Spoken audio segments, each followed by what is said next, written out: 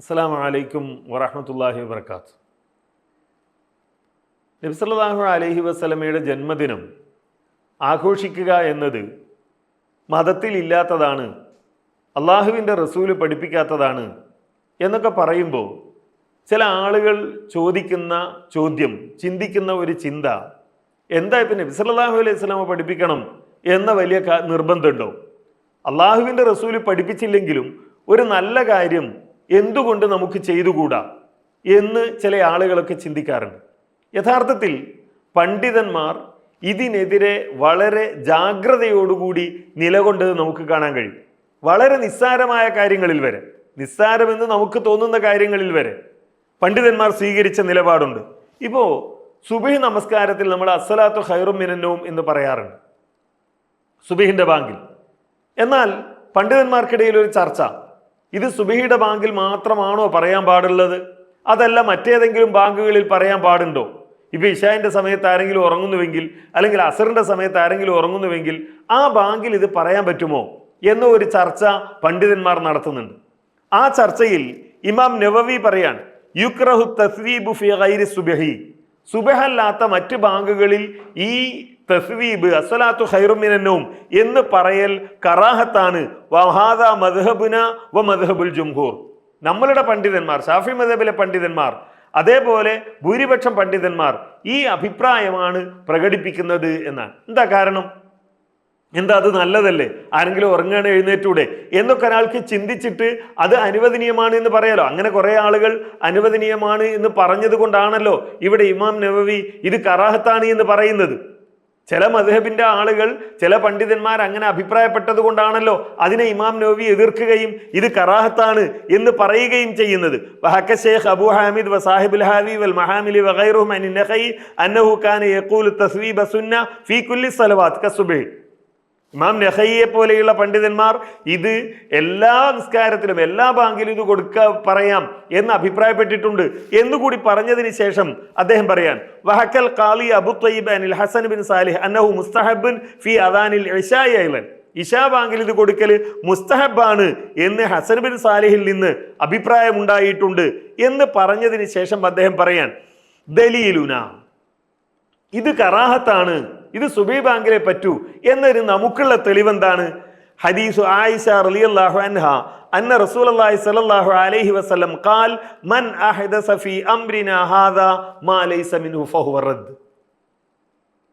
ഈ ദീനിൽ ഇതിൽ പെടാത്തത് വല്ലതും ആരെങ്കിലും കൂട്ടിച്ചേർത്താൽ അത് തള്ളിക്കളയേണ്ടതാണ് എന്ന ആയിഷ റളിയല്ലാഹു അൻഹയിൽ നിന്നുള്ള ഹദീസാണ് നമ്മളുടെ തെളിവ് എന്ന് ഇമാം നവവി പറയാൻ. നോക്കൂ, സുബഹി ബാങ്കിൽ പറയുന്ന അസ്സലാത്തു ഖൈറും മിനൻ നൗം ഇശായിലും മറ്റ് നമസ്കാരങ്ങളിലൊക്കെ പറഞ്ഞാൽ കുഴപ്പമില്ല എന്ന് ചില പണ്ഡിതന്മാർ പറഞ്ഞപ്പോൾ അതിനെ എതിർക്കാനാണ് ഇവിടെ എന്ത് ചെയ്തിരിക്കുന്നത്? ഇമാം നവവി ഈ ഒരു ഹദീസ് തെളിവായി ഉദ്ധരിച്ചിരിക്കുന്നത്. അപ്പൊ പിന്നെ ഈ നബിദിനാഘോഷവുമായി ബന്ധപ്പെട്ട് ആ ഹദീസ് എത്ര വലിയ തെളിവായിരിക്കുമെന്ന് ആലോചിച്ച് നോക്കൂ. മാത്രമല്ല അസ്നൽ മത്താലിബ്, ഷാഫി മദ്ഹബിലെ തന്നെ ഗ്രന്ഥാൻ, അതിലും ഇതേ കാര്യം കാണാം. ഇത് കറാഹത്താണ് എന്ന് പറഞ്ഞതിന് ശേഷം പറയുന്നത് ലിഖബരി മൻ അഹദസ ഫീ അംരിനാ ഹാദാ മാ ലൈസ മിൻഹു ഫഹുവ റദ്ദ്. ഈ ഹദീസിന്റെ അടിസ്ഥാനത്തിലാണ്.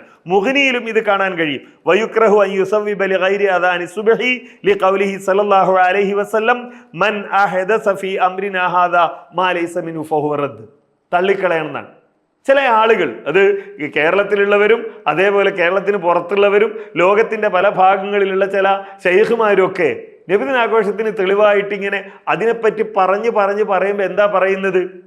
അള്ളാഹുവിൻ്റെ റസൂൽ ഒരു കാര്യം ഒഴിവാക്കി എന്നതുകൊണ്ട് അത് ബിദഅത്താവുകയില്ല, അള്ളാഹിൻ്റെ റസൂൽ ഒഴിവാക്കി എന്നതുകൊണ്ട് ബിദഅത്താവുകയില്ല എന്നാണ്. എന്നാൽ ഇവിടെ ഇത് മതത്തിൽപ്പെട്ടതല്ല, ഇത് പാടില്ലാത്തതാണ് എന്നതിന് പണ്ഡിതന്മാർ പറയുന്ന തെളിവെന്താ?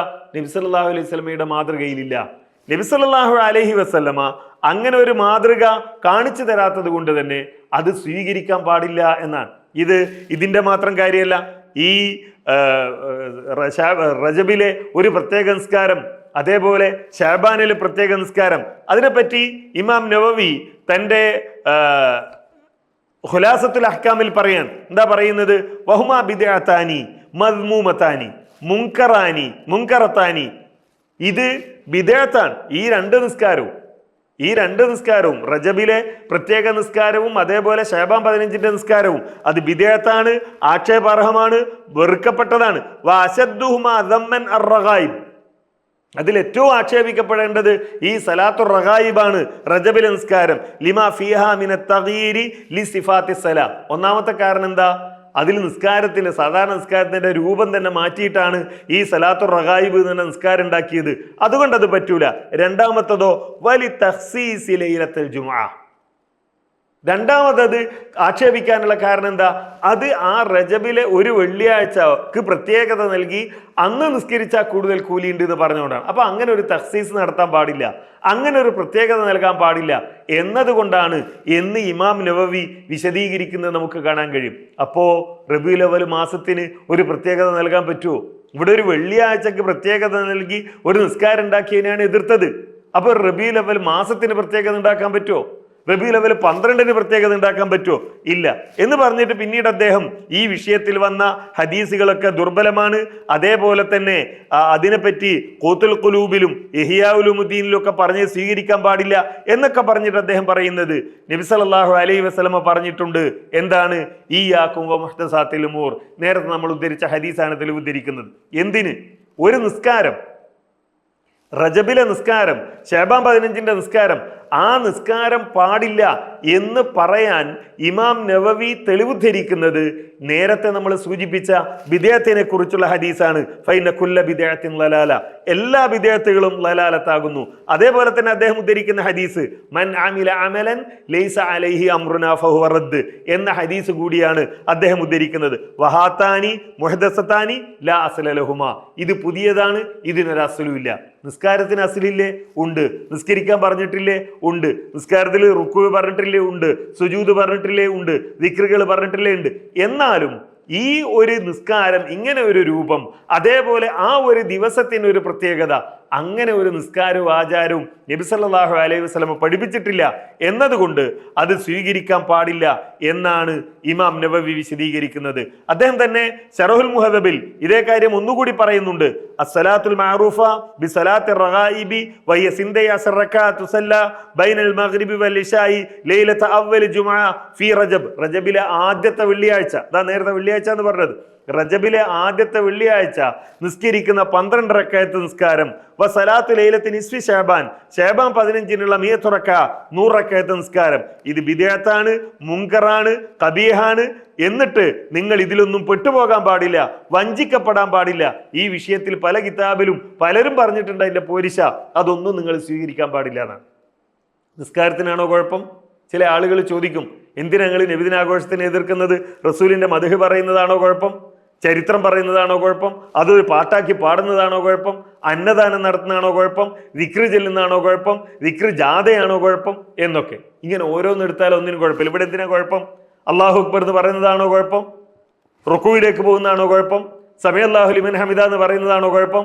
സുജൂദ് പോകുന്നതാണോ കുഴപ്പം എന്ന് ചോദിച്ചാലോ ഈ ബിദ്അത്ത് നിസ്കാരമാണ്, ഈ നിസ്കാരം ബിദ്അത്താണ് എന്ന് പറഞ്ഞ ഇമാം നവവിയോട് എന്തിനാണ് കുഴപ്പം? ഫാത്തിഹ ഒന്നാണോ കുഴപ്പം?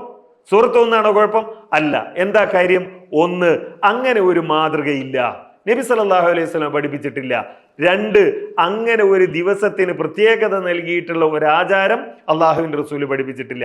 ഈ കാരണങ്ങൾ നബി സല്ലല്ലാഹു അലൈഹി വസല്ലമയുടെ സുന്നത്തിൽ പെടാത്തത് കൊണ്ട് ഇത് അംഗീകരിക്കാൻ പാടില്ല, ബിദ്അത്താണ് എന്നതിന് ഇമാം നവവി പറഞ്ഞ ഈ കാരണങ്ങൾ നബിദിനാഘോഷത്തിന് ബാധകമാകുമോ എന്ന് നമ്മൾ ആലോചിച്ച് നോക്കിയാൽ വളരെ കൃത്യമായി നമുക്ക് മനസ്സിലാകും, ബാധകമാകും. ഈ പറഞ്ഞ ഇതേ മാനദണ്ഡങ്ങൾ വെച്ചുകൊണ്ട് ഇമാം നവവി സലാത്തുർ റഗായിബും അതേപോലെ ശഅബാനിലെ 100 റക്അത്ത് നിസ്കാരവും അത് ബിദ്അത്താണ്, അത് ചെയ്യാൻ പാടില്ല എന്ന് പറയാൻ സ്വീകരിച്ച മാനദണ്ഡങ്ങൾ എന്താണോ അതേ മാനദണ്ഡങ്ങൾ വെച്ചുകൊണ്ട് വളരെ കൃത്യമായി നമുക്ക് പറയാൻ കഴിയും. റബീഉൽ അവ്വലിന് പ്രാധാന്യം വെച്ചുകൊണ്ട്, റബീഉൽ അവ്വൽ 12ന് പ്രാധാന്യം നിശ്ചയിച്ചുകൊണ്ട് നടത്തുന്ന ഈ നബിദിനാഘോഷം അത് ബിദ്അത്താണ്, അതിന് മതത്തിൽ പ്രസക്തിയില്ല. അള്ളാഹുവിൻ്റെ റസൂലിനെ സ്നേഹിക്കലല്ല, മറിച്ച് അള്ളാഹുവിൻ്റെ റസൂല് വിരോധിക്കുകയും വിലക്കുകയും ചെയ്ത ബിദ്അത്തിലേക്കുള്ള യാത്രയാണത് എന്ന് നമുക്ക് മനസ്സിലാകും. ആ സത്യം മനസ്സിലാക്കാൻ അള്ളാഹു നമ്മെ അനുഗ്രഹിക്കുമാറാകട്ടെ.